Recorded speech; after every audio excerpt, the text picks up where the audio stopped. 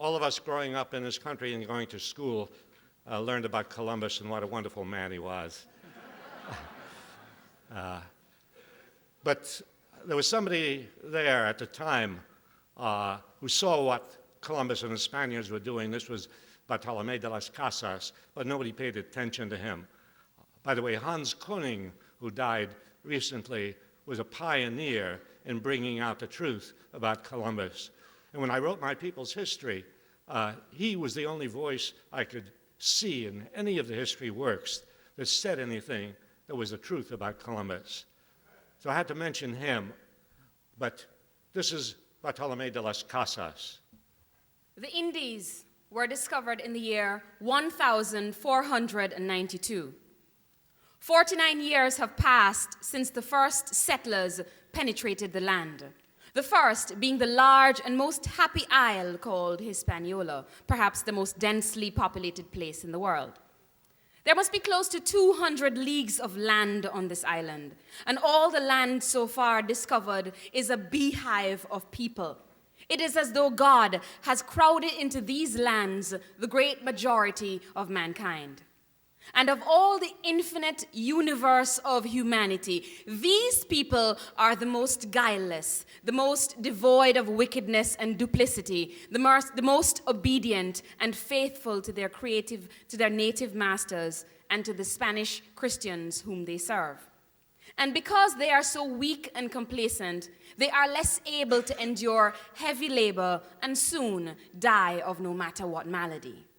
Yet, into this sheepfold, into this land of meek outcasts, there came some Spaniards who immediately behaved like ravening wild beasts, wolves, tigers, or lions that have been starved for many days, killing, terrorizing, afflicting, torturing, and destroying the native peoples, doing all this with the strangest and most varied new methods of cruelty never seen or heard of before, and to such a degree that this island of Hispaniola, once so populous, having a population that I estimated to be more than 3 millions, has now a population of barely 200 persons.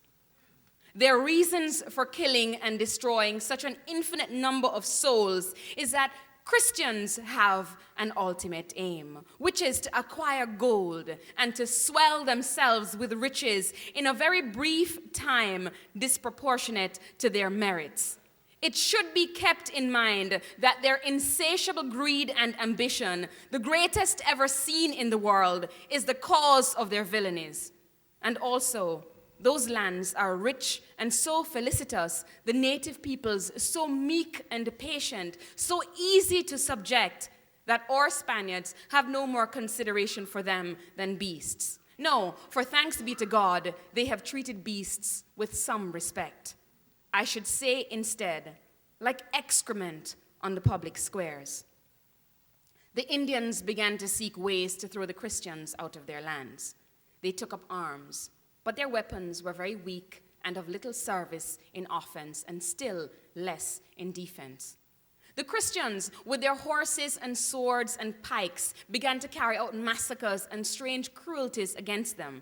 They attacked the towns and spared neither the children, nor the aged, nor the pregnant women, nor women in childbed, not only stabbing them and dismembering them, but cutting them to pieces as if dealing with sheep in the slaughterhouse. They made some low, wide gallows on which the hanged victims' feet almost touched the ground, stringing their victims in lots of 13 in memory of our Redeemer and his 12 apostles. Then set burning wood at their feet and thus burned them alive. When tied to the stake, the cacique Hatue, a very important noble, was told by a Franciscan friar about the God of the Christians and the Articles of Faith. And he was told what he could do in the brief time that remained to him in order to be saved and go to heaven. The cacique, who had never heard any of this before and was told he would go to Inferno where, if he did not adopt the Christian faith, he would suffer eternal torment, asked the Christian friar if Christians all went to heaven. When told that they did, he said he would prefer to go to hell.